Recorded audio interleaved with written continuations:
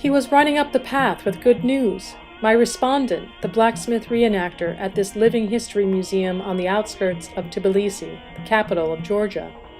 Did he sense my urgency?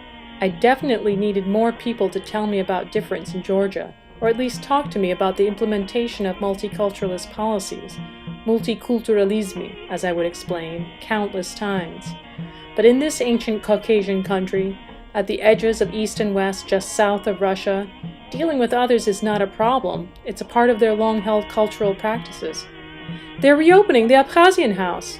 I pictured the museum lawn, Georgians and Abkhazians embracing. What luck! I'd be there to witness this, not only a house reopening, a door reopening to normal relations.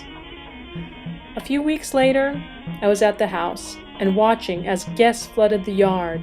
A festive atmosphere, cake and wine, and dancers began their whirling. Some of the male dancers wore traditional fur hats, the papakhi, and I thought, were these Abkhazians? I scanned left and right, trying to figure out origins, classifying, searching for something. Dignitaries watched from a portico on the house, and people I recognized from the ethnology department were engaged with the house and its contents.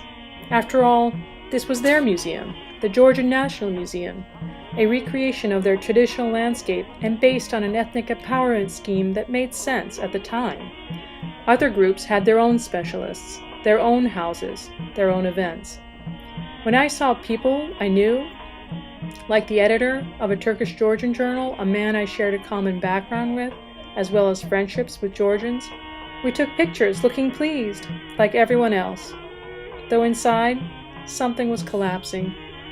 A few denials, a displaced Georgian or two from the conflict region, answers that seemed to skirt the issue, and I finally understood. At least I knew what I wasn't going to see.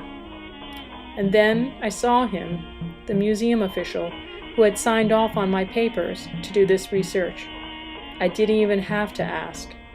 Small talk instead. So you're back from Moscow? You were able to bring back the Georgian pieces safely? That's great. After all, I'm an anthropologist, and our job is to observe first.